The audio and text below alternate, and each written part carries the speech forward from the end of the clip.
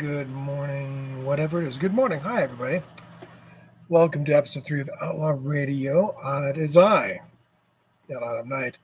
Not looking very outlawish with my hair kind of akimbo and just wearing my glasses, but it is what it is. I hope that all one of you that's here live right now can hear me. I hope you can.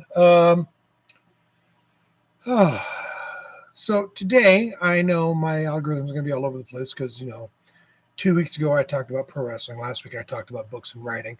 And today, I want to talk about nutrition and fitness and things like that, which I know. Y'all taking a look at me. I know.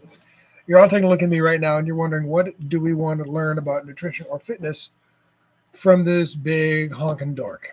And I get it. I get it too, right? There's a reason why when, you're taking a class at the gym and, like a big old group fitness class, you don't want to take it from the person looks like they're not in the best of the physical cosmetic shape or whatever you want to say.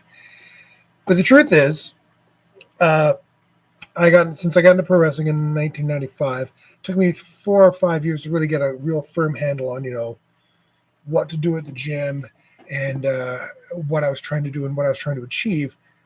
But pretty consistently from about 2000 on, I've been a minimum 3 to 5 day a week gym goer. So I'm very familiar with the layout of every gym, what to do when you're there, what the exercises look like. I've done all kinds of different research. I've followed all different types of blogs. For the longest time, I had a copy of the original Arnold Schwarzenegger Encyclopedia that had, it was a gift from my late buddy Rick, God bless your soul. And I loved that as a great example of, like do's and don'ts and things that the classic guys in the 60s, 70s, and the 80s did. So I like to think I've got a firm grasp on it. Now, when I say firm grasp, I also acknowledge, I've had my ups and downs with it. So everything I'm going to talk about here today, and I will answer your question, James, is in the chat there, which is great, and the little ideas that I had. I've just made a couple of quick notes we're going to talk about here. Everything I'm going to talk about is going to be related to my journey and my perspective, my ongoing war on dad blog, as I've tried writing about in the past. It's been as a guy who went through life being hefty, fat. I was the fat kid in school, and that's fine. Got beat up a lot for it. Not picked for any of the sports teams, all the usual shit that you see in the old 1980s movies and fictional tales and stuff. That was my life. But the benefit of that was, hey, Scotty, week 3. Thanks for being here, buddy. The benefit of going through that experience is that when I got a little older and I got into wrestling and I grew to my full height and realized my full potential, I started realizing all the things that I could do with my frame, with my size, and what I could build into, what I could build out of. So that's been really beneficial, and that's been fun. So I got a couple of quick things that I want to talk about here. I don't want to go too long tonight. I know I've said that before, but there's no point in me having a 45-minute chat if I can avoid it. But here's the deal. At the end of the day, online now, whether it's Instagram, TikTok, Facebook, whatever Twitter's called these days, BlueSky, wherever you go, there's 8 million experts, and 7.9 million of them are lying to you. Okay, just flat out. They're trying to sell you an impossible image. They're trying to sell you an impossible reality. And by and large, the more you follow these types of people, by and large, what they're going to end up doing is make you feel like you're not good enough. Like no matter how hard you're working, if you're not able to get like striated 12-pack abs and cap shoulders, or ladies, where you've got glutes for days and massive quads or skinny quads, whatever you're looking into, that you're not doing it right, that you're failing, you're doing it all wrong, and you absolutely positively have to follow only their special program. You only have to eat this certain type of food or not that certain type of food, or you need your seed oils or you don't need your seed oils, or carbs are the enemy, but carbs are good for you. And there's too much. There's just too much out there. And the truth of it is that, if you can get past the grifters and the ones that are trying to sell you on their, $1,500 a month plan for personal workouts and personal nutrition plans that are not going to be personal in any way, or their links to supplements that they're getting their kickback on, or whatever the fuck. Once you get past that and you break it all down, your health and your nutrition has not significantly changed at any point in time over the course of humanity's lifetime. It really, really hasn't, right? And again, I say that as a round-faced Charlie Brown head who's, definitely carrying around about an extra 40 pounds around his middle that he'd like to get rid of. I know what I need to do that, and I'm working on it slowly. It's been a rough couple of years. But there's no excuse for that. For me, but that's me. This is my journey that we're talking about here. If we're talking about you, and we're talking about what you can do to cut through all the noise and to make better choices for yourself, it comes down to a couple of different things. I put in the title of this thing that, that the basics over complications. When you're looking at exercise routines, when you're looking at anything once it comes to getting into the gym, when it comes to your nutrition, it really is as simple as find your exercises that you like to do. Do them well. Do them with intensity. Rest.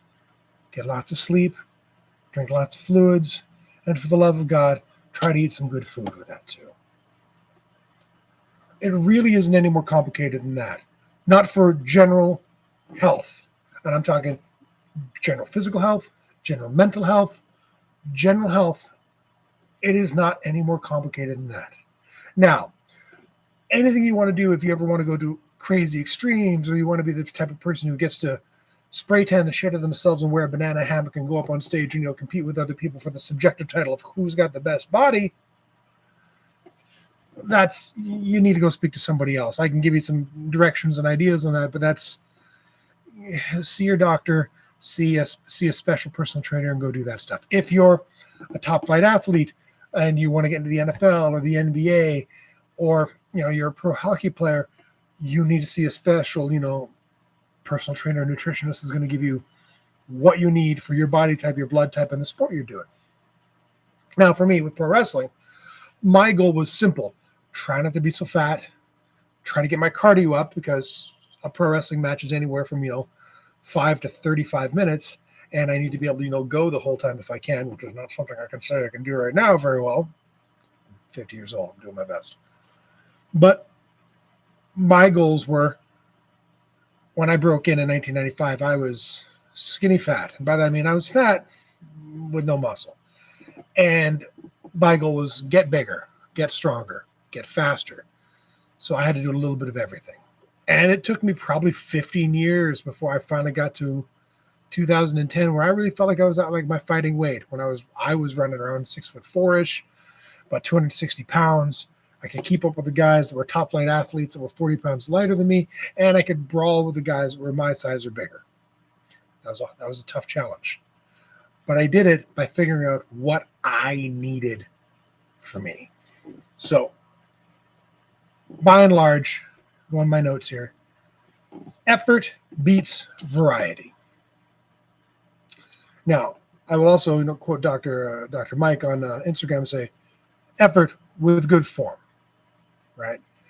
At this point in time, I'm dealing with all kinds of issues. I've got a bad rotator cuff. Both of my knees feel like poop, and they're a challenge. They're a challenge for me, and I'm aware of that. So I have to do exercise and stuff now with as strong and as careful of form as I can. Now, what good form means for me might be different from what it means for other people. Some people can have like a reckless, loosey-goosey looking form, and on the outside, you might look at them and go, doesn't make any sense. It's not working for them. They're going to hurt themselves. They're going to blow out their shoulders. Maybe.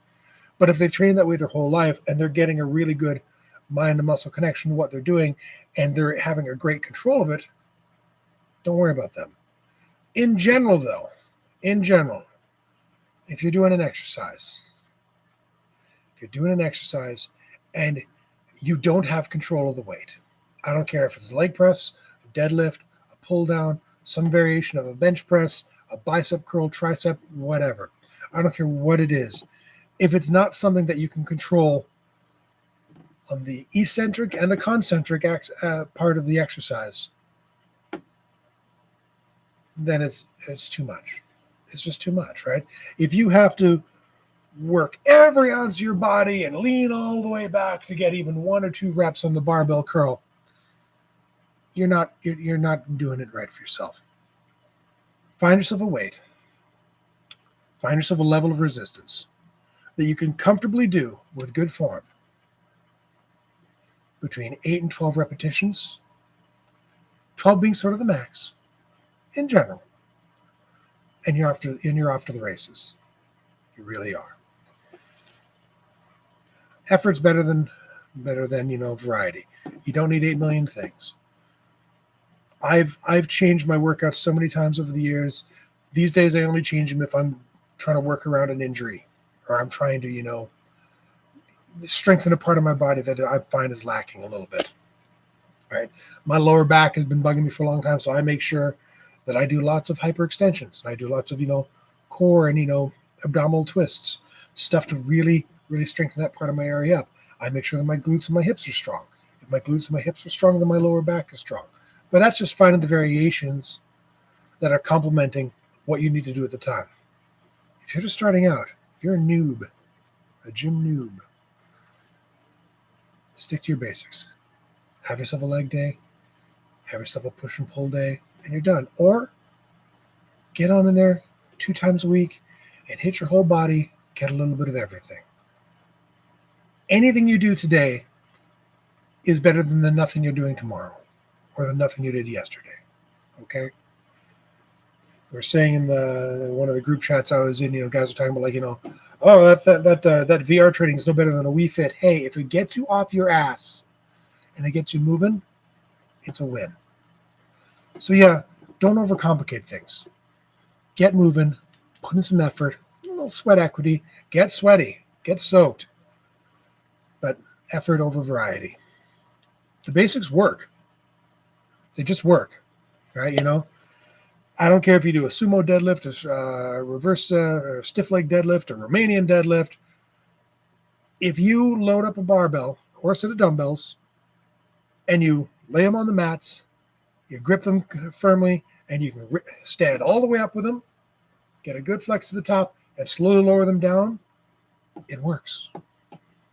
That's what it is. I don't care what variation of a bench press you do. I don't care if it's dumbbell machine, barbell, Smith machine, cables. If you can grab those weights and you can bring them in to the point where your pecs are flexing and you can slowly control them all the way back down, it works. It's about what you are going to be able to sustainably do again and again and again.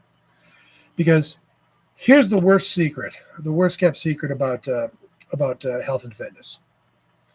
It's boring, right? You can do fine and fancy variations of stuff that, trying to make it exciting. It's boring. Not because, and I say that as a guy who loves going to the gym. I went twice today.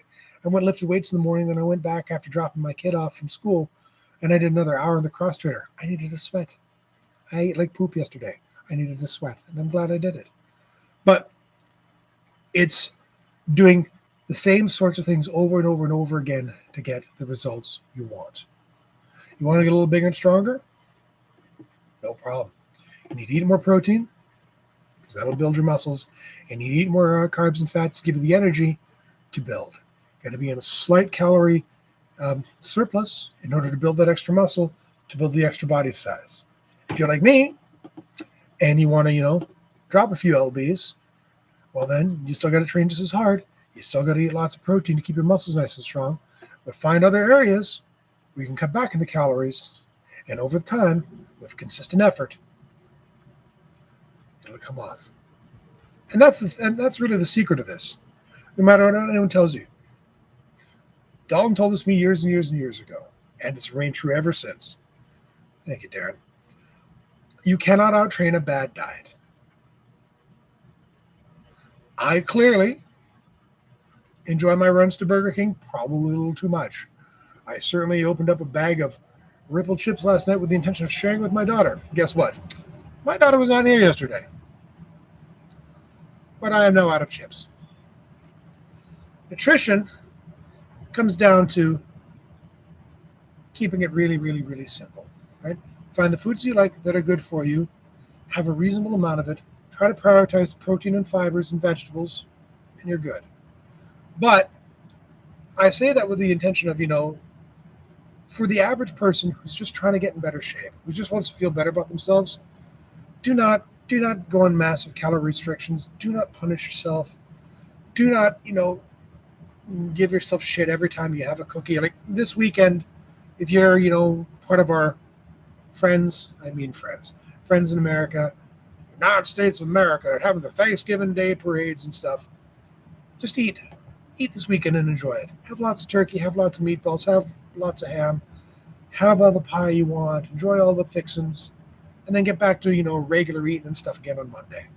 Because we have to live. We have to live. But I do firmly believe that if you look at your nutrition on an 80-20 rule, where 80% of the time, so say, if you ate, say, roughly 5 times a day, which is not an uncommon thing for somebody who's a gym goer, right? If you have approximately 5 meals in a day, and 4 of those 5 times you make good choices, you're doing okay. You're doing okay.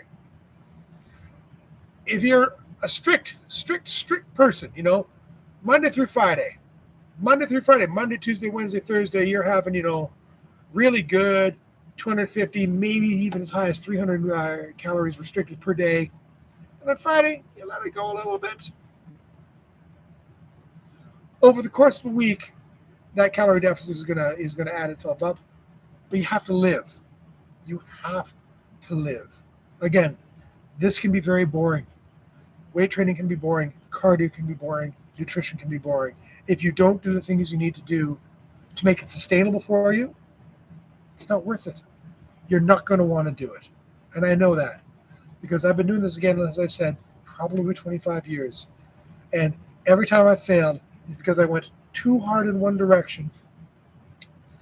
And when I finally couldn't go any further in that direction, I crashed and I burned and my health went to shit. It's just what it is. Take it from me as a guy who in 2001, I got the leanest I ever got as an adult. I started in January of 2001, January 1st. Before it was called keto, it was still Atkins diet or whatever the fuck it was. I went full ketosis. I allowed myself carbs 1 day a week. That was Sundays. And my Sunday meal was, I shit you not, a box of no-name macaroni and 2 tomatoes. But every other day during that week, no carbs. Also, not enough food. I didn't know enough about, how much protein a guy my size should be eating. I didn't know how much fats I should be taking in. I've calculated it since then that I was eating probably less than 1,200 calories a day on average, which for a guy who was starting off at 333 pounds of tub of goo, who quickly, over the course of a month, 6 weeks, found himself going to the gym minimum 6 days a week, doing minimum an hour of cardio, minimum an hour of weights. And then because I was at the downtown YMCA in Winnipeg, shout out, I was also taking advantage of their swimming facilities. I was at the gym during a wonderful, glorious period of my life where I had time to do nothing but train and wrestle. I was training probably 3 hours a day. 3 hours a day on less than 1,500 calories. Yeah, I lost a shit ton of weight. I lost a shit ton of fat. From January 1st to the end of June, I lost 100 pounds. I got down to 231 pounds, and I was miserable. I was miserable because I couldn't lose any more weight. I was miserable because I couldn't put on any muscle mass. I was miserable because I didn't have any energy. I had a wicked headache all the time, and I could not figure out why. Now, in 2001, the internet wasn't what it was. Bodybuilding.com wasn't able to explain anything, and the websites I was going to for workout advice didn't have the backing to give me the knowledge I needed to let me know where I was shorting myself. And I just wasn't feeding my body. Anyway, That was my story. That was my journey. Now I'm a little bit more in the other direction. Now at 49 years old, as I'm looking at the end of my wrestling career, it's not soon, but not far. But I want to be competitive. The idea of trying to get back down to, like, say, I don't know, 280 is hard, and it comes down to wanting to just, like, just cut my calories a little bit, but keep my muscles strong, keep my joints strong, and keep my health strong for the future.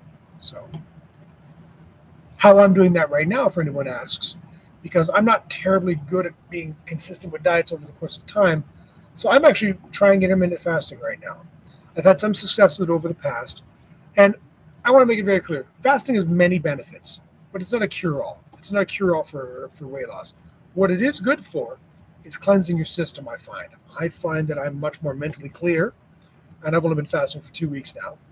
Not consistently. Not for 2 weeks straight. That would be ridiculous. I would be passed out right now. What I mean is, I've been doing a minimum 12-hour fast every day. Doesn't sound like a lot, but it is. I say minimum because usually it's 16-hour fast. Like tonight, I began fasting at 7:30 p.m. So I will not have any food before 11:30. I'm going to allow myself some coffee. I'm going to allow myself some 0-calorie beverages and a lot of water. But by the time I finish my workout tomorrow morning and I have my post-workout shake, that'll be when I break my fast. And I find that by doing that, I find it personally for myself much easier to say, I have to stop eating at this time. It eliminates the need to snack. It eliminates to me the need to go over and above. And it just makes it a little simpler for me. It takes the guessing work out of it, right? Yes, I could count my macros a little bit more. I've done that, but I find I have a hard time being consistent about it. It's just easier if I go, hey, I have to stop eating now. And guaranteed, by the time I finish my morning workout, I am ready to have any food I can get in my system. That said, my diet these days consists I eat so many eggs. I go to No Frills or Costco and I get myself minimum 1 or 2 flats of eggs. I go through 2 liters of egg whites every week and a half. Meats are so expensive right now. I like to say I get a lot of chicken, but the truth is I try to get myself the leanest cuts of pork and beef that I can get. Just the stuff that's available. Lots of ground beef, as much as I can. Try to keep my carbs to, ideally try to keep it to rice. And I like bread too much. I'm not going to lie. Like today I had another, ham sandwich on rye. Fantastic. It's good stuff. But it's just, for me, I find if I limit my eating window to about 8 hours a day, it's enough time where I can allow myself to get really hungry. And by the end of my 8 hours, I'm done. And I'm ready to fast again. Give it a try if you want. I actually there's a Zero app that I use, and it helps me keep track of it. It's not foolproof, but it's a good reminder. Once I start it, I know until that thing buzzes. No foodie for big man. Give it a try if you want. What else do I got? So talk about something better than nothing. All right. One thing I will answer. I had a couple things points I was going to go on here, but James Holmes in the live chat.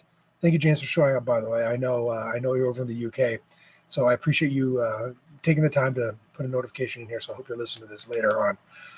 His notification is, "Hello there. On the weekend, I walk stuff up, and it's great. During the working week, though, how do you find time for real food? Lies in the microwave from a fried. There's nothing wrong with the microwave.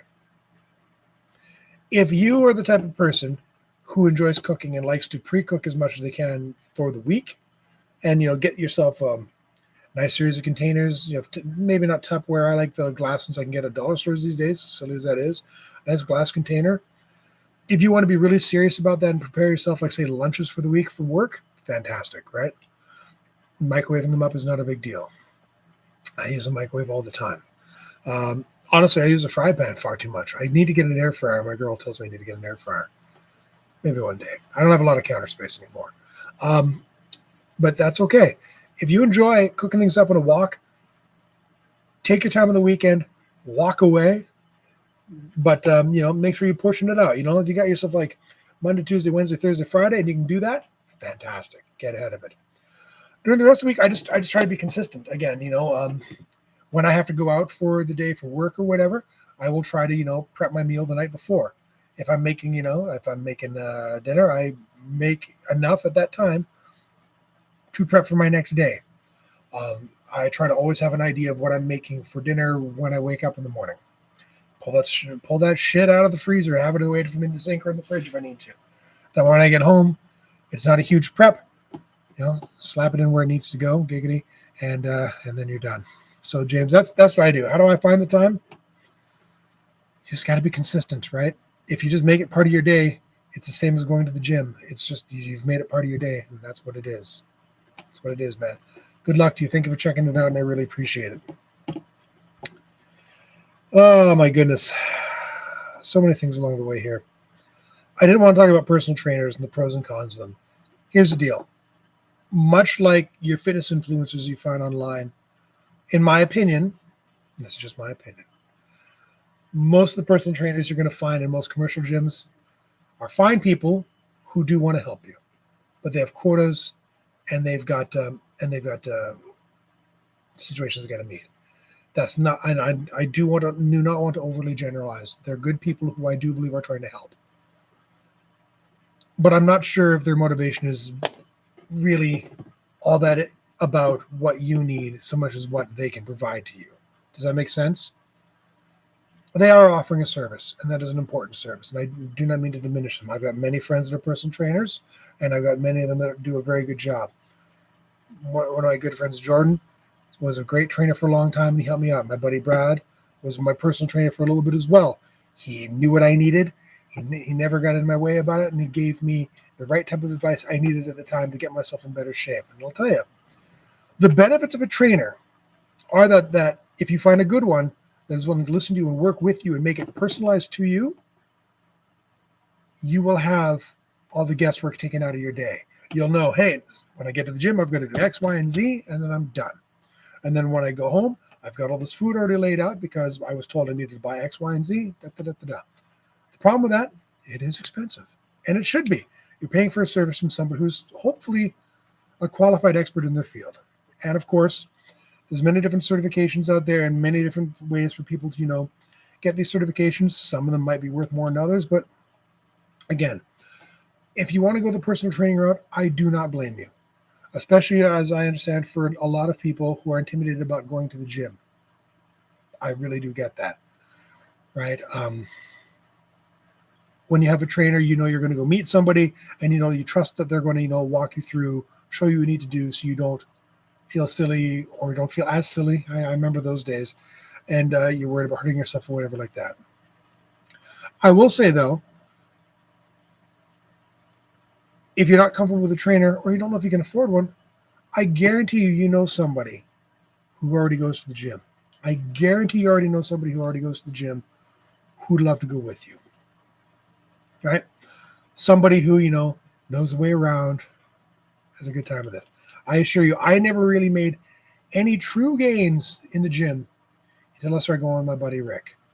I mentioned before, I miss you dearly, Rick. You're a dear friend of mine.